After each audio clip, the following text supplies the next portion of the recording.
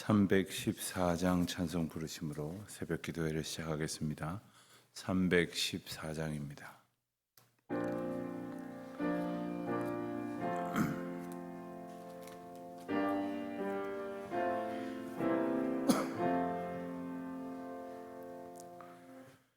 내 구주 예수를 더욱 사랑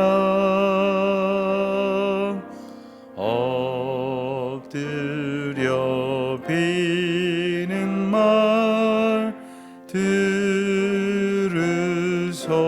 들으소서.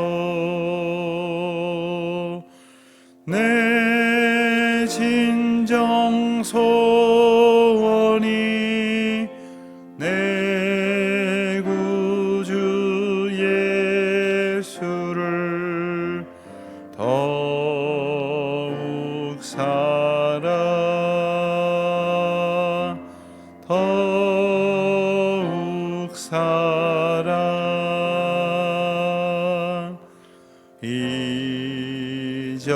이전엔 세상 나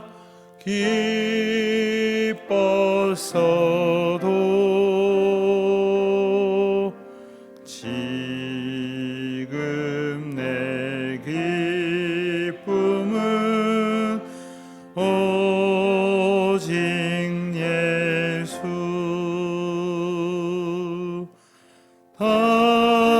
다만 내 비는 말 내 구주 예수를 더욱 사랑 더욱 사랑 이 세상 떠날 때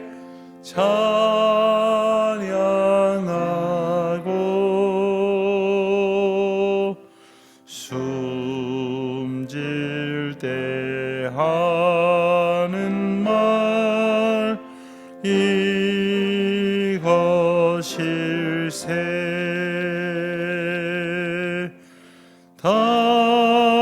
다만 내 비는 말 내 구주 예수를 더욱 사랑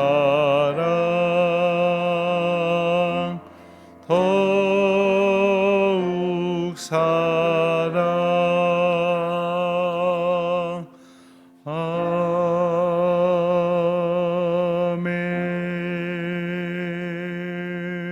아멘. 하나님 아버지, 주님의 은혜를 감사합니다. 오늘도 저희를 부르시고 하나님의 존전으로 인도하여 주시고 찬송하고 기도함으로 이 하루를 시작하게 하시니 감사합니다. 오늘 하루가 하나님의 뜻 가운데에서 그렇게 말씀 앞에 순종하며 또 주님을 사모하는 마음으로 의지하는 귀한 날, 복된 날이 되게 하여 주시옵시고 저희가 이 세상에서 해야 할 그 많은 일들이 주님께로부터 얻은 사명임을 기억하여 저희의 기운으로가 아니라 하나님의 주시는 힘으로 잘 감당할 수 있도록 은총을 베풀어 주시옵소서. 온 교인들이 함께 말씀 읽기 90일 귀한 시간을 갖게 하여 주신 것을 감사합니다. 여러 가지 분주하고 또 어지러운 세상 속에서 근심 걱정의 소리가 많은 이때에 저희들의 마음을 붙들어 주셔서 말씀 앞에서 하나가 되게 하시고 또 말씀을 통하여 새 소망과 비전을 품게 하여 주시기를 기도합니다. 무엇보다도 무너져 멸망할 수밖에 없었던 이스라엘 백성들에게 하나님의 은혜의 회복을 선포하시고 그 약속을 주시는 그 말씀을 저희들이 기억하고 붙드는 가운데에 저희들 삶 가운데에 멸망할 수밖에 없었던 것에 주님 긍휼과 은혜를 베푸셔서 오늘도 온전케 되고 회복케 되어지며 하나님의 은혜로 풍성하게 되어지는 복을 누리게 하여 주시옵소서. 하나님, 이 시간에도 온 열방에 흩어져서 수고하고 있는 우리 선교 동역자님들 지켜주시고, 또 우리 어려움에 빠져 있는 그 많은 그러한 이들이 있다면 하나님께서 특별한 은혜를 베풀어 주시기를 구하옵고, 특별히 연약한 몸과 마음으로 힘겨운 시간 보내고 있는 우리 환우들과 또 연로하신 어르신들, 병약한 성도님들, 하나님의 긍휼을 베푸시옵소서. 하나님 아버지, 수능 시험을 비롯한 여러 가지 내일을 위하여 준비하고 있는 우리 자녀들에게 하나님의 은혜로 베푸시고 능력 주시고 하나님의 놀라우신 섭리로 저들을 인도하여 주시옵소서. 오늘도 다시금 주님의 말씀 붙들기를 소원하오니 깨닫는 지혜를 허락하시옵소서. 예수님의 이름으로 기도드립니다. 아멘. 에스겔 40장 말씀 봅니다. 에스겔 40장 1절부터 4절까지 말씀만 먼저 함께 봉독하겠습니다. 에스겔 40장 1절부터 4절을 봉독합니다.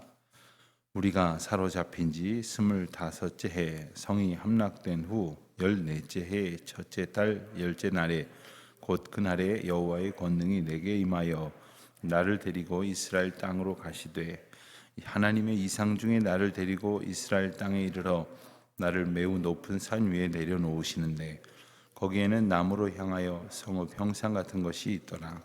나를 데리시고 거기에 이르시니 모양이 놋같이 빛난 사람 하나가 손에 삼줄과 측량하는 장대를 가지고 문에 서 있더니 그 사람이 내게 이르되 인자야 내가 네게 보이는 그것을 눈으로 보고 귀로 들으며 내 마음으로 생각할지어다. 내가 이것을 네게 보이려고 이리로 데리고 왔나니 너는 본 것을 다 이스라엘 족속에게 전할지어다 하더라. 아멘. 구약에 있는 선지서는 모두 17권입니다. 이 17권 대체적인 그러한 구조와 내용을 살펴보면 이스라엘의 멸망할 수밖에 없는 형편에 대한 책망과 그 멸망의 예언, 그리고 하나님께서 그 연단과 속죄의 과정, 훈련의 과정을 거치게 하신 후에 회복하게 하시겠다고 하는 선언, 이와 같은 구조로 되어져 있습니다. 예레미야가 그렇고 이사야가 그렇고 에스겔이 그렇고 또 여러 소선지서들이 그렇습니다. 그런데 그 멸망했다가 회복되어지는 그 사건의 중심에 성전이 있습니다. 이스라엘의 죄악으로 인해서 멸망할 수밖에 없고 회복되어져 가는 데에 상징적으로 나타나고 분명히 이스라엘 백성들에게 선포되어진 사건으로 나타나는 것이 바로 성전이 무너지고 다시 세워지는 회복의 은혜입니다. 우리가 40장 이후에서는 그와 같은 에스겔서에서 나타나는 회복된 성전에 관해서 귀한 말씀을 우리가 보게 됩니다. 우리가 오늘은 에스겔 끝장 48장까지 보게 되어지는데 여기에 소개되고 있는 이 예루살렘의 성전, 회복된 성전은 훗날 그 바벨론의 1차 포로가 돌아온 후에 그들을 중심으로 해서 재건하여 세워졌던 성전, 그래서 스룹바벨이 이 지도자로서 그 일을 이끌었다 해서 우리가 스룹바벨 성전이라고 그렇게 이름을 붙여 부르는 그 성전의 모습과는 사실 조금 다릅니다. 오히려 어디에 더 가깝다고 말할 수 있느냐 하면 요한계시록 21장, 22장에 소개되고 있는 새하늘과 새 땅에서의 성전의 모습과 그 내용, 식양과 오히려 더 가깝다고 말할 수 있습니다. 그렇기 때문에 이 성전의 회복은 어떤 단지 그 규격과 식양을 통하여 특정한 성전을 말하는 것이라고 할 수 없음을 우리가 알게 됩니다. 그래서 오늘 말씀 가운데 40장으로부터 대략 43장까지의 말씀은 회복된 성전이 어떠한 모습인가를 환상으로 보여주셔서 이스라엘 백성들에게 선포하게 하시는 말씀입니다. 우리가 읽은 것처럼 사로잡힌 지 25년이 지났습니다. 상당한 시간이 지났습니다. 무슨 뜻일까요? 이 많은 시간이 지나고 남에 어떤 그 기대와 소망 이런 것들이 다 가라앉았을 것입니다. 절망 가운데에 그저 이런 포로 생활이 어쩌면 그치지 않을 것이라는 생각을 하게 될 수도 있을 것입니다. 게다가 예루살렘이 함락되고 성전이 불타버린 지 14째 해, 14년이나 지난 시기다 했습니다. 이것은 곧 바벨론에서 이제 포로 생활을 하고 있는 백성들에게 진정한 의미의 위로와 소망을 주시는 말씀이며, 동시에 이 세상을 살아갈 하나님의 백성에게 하나님께서 회복시키시겠다고 하신 그 약속에 대한 확신과 믿음을 주시기 위해서 오늘 이 환상의 말씀을 우리에게 보여주시는 것입니다. 새 성전을 통한 이 회복이라고 하는 이 선포의 말씀은 단지 그 건물에 대한 말씀이 아닙니다. 무너졌던, 그래서 없어졌던 건물을 다시 세워주겠다 하는 정도가 아니라 성전을 회복시키심으로, 즉 성전이라 하는 것은 하나님께서 임재하시는 것을 말씀하시는 것이고, 하나님의 임재가 이스라엘 백성들과 온 세계 열방 가운데에 눈앞에 주어진다고 하는 것은 바로 예수 그리스도께서, 하나님 되신 예수 그리스도께서 우리 가운데에 임마누엘로 직접 임하여 주신다는 것을 의미하는 것입니다. 또한 다시 오실 예수 그리스도를 통해서 그 구원을 완성해 주신다는 의미입니다. 이미 말씀드린 것처럼 그래서 성전은 단지 건물만을 얘기하는 것이 아니라 곧 그리스도를 의미하는 것이고, 그리스도를 영접한 백성들을 의미하는 것이다 라고 말할 수 있습니다. 너희가 하나님의 성전인 것을 알지 못하느뇨 말씀하시죠. 우리가 하나님이신 예수 그리스도를 영접하였을 때 우리는 곧 하나님의 거룩한 백성이 되고 거룩한 성전이 되어져서 우리 안에서 하나님과 교통하고 하나님의 인도하심을 얻고 또 하나님의 구원의 능력을 우리가 직접 맛보게 된다 하는 것입니다. 그래서 성전이 회복된다고 하는 것은 단지 건물이 아니라 그리스도에 오시고 그리스도께서 우리 가운데 임재하시고 성령께서 다스리시는 하나님 나라 백성들이 온전케 되어지는 것을 의미하는 것이다 라고 말할 수 있습니다. 자, 그러면 이 신앙의 고백을 한번 가지면 성전이냐, 교회 다니면 성전이냐, 내가 그리스도인이라고 말하면 성전이냐. 말 그대로 그리스도께서 내 안에서 역사하실 때 우리 안에 거룩한 성전이 회복되어지는 것입니다. 오늘 본문에서는 그 회복된 성전의 가시적인 모습을 예언하시는 말씀입니다. 그래서 40장, 41장의 모습을 보면 회복된 성전, 특별히 41장에는 지성소의 모습을 묘사한 말씀이 나옵니다. 지성소에 들어갈 수 있는 방법은 이제 그리스도의 희생뿐입니다. 우리가 하나님 가운데 나아갈 수 있는 것은 그리스도의 희생을 내게 주신 하나님의 사랑과 구원의 방법으로 고백하는 것이고 영접하는 것입니다. 42장에 가서는 제사장의 모습이 묘사가 됩니다.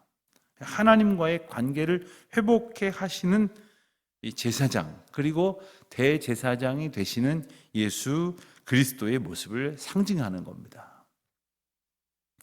대제사장 되신 예수 그리스도를 통해서 우리는 하나님 앞에 나아갈 수가 있음을 분명히 말씀하시는 것이죠. 43장에 보면 이렇게 회복된 성전 안에 하나님의 영광이 가득하고 은혜와 진리가 충만하게 되었다 하는 것이 선포됩니다. 그리고 오늘 말씀의 뒷부분이라고 할 수 있는 44장부터 48장까지는 그 성전에 가득한 영광이 나타나는 것입니다. 여러분, 성전이 영광으로 가득했다고 하는 것은 성전이 아주 정말 번쩍번쩍하게 의리의리하게 새로 지었다는 것을 의미하는 것일까요? 결코 그런 것이 아닙니다. 하나님의 영광이 나타난다고 하는 것은 하나님의 임재, 즉 예수 그리스도를 소원하는 우리 마음의 믿음과 간절한 고백이 가득 차 있느냐, 주님께 드리는 찬송이 가득 차 있느냐 하는 것입니다. 그래서 새로운 예배, 하나님 앞에 온전한 영광을 돌려드리는 새로운 예배에 대한 말씀이 44장부터 46장까지 나오는데, 그 새로운 예배가 드려지는 성전으로부터 생명수가 흘러나온다 이렇게 묘사를 하는 겁니다. 예를 들어서 우리 교회에서 예배를 하나님 앞에 온전히 드리면 하나님께서 생명수의 은혜를 부어주셔서 여기서 흘러 넘쳐서 그냥 밖으로 흘러간다는 거예요. 그런데 세상은 척박하고 메말라 있습니다. 그 가운데 하나님께서 교회를 통해서 생명수의 은혜를 주신다고 하는 그 환상을 보여주시는 것이죠. 그리고 마지막 47, 8절에 보면, 17장에 보면 그 생명수가 흐르는 새 하늘과 새 땅의 모습, 여호와께서 거기 계시다 하는 의미의 여호와 삼마라는 그런 선포가 나옵니다. 에스겔서에 나오는 여호와 삼마라고 하는 의미는 48장에 나오는 의미는 바로 그곳에 여호와가 계시다라는 뜻입니다. 그곳 절망 가운데 무너질 수밖에 없어 보였던 그 땅, 그곳에 여호와께서 함께 하신다. 절망 가운데에 망해가는 것이라고 생각하는 나의 인생에 여호와께서 거기 계시다라는 선포를 이 귀한 말씀을 통해서 우리가 마음에 새길 수 있으시기를 바랍니다.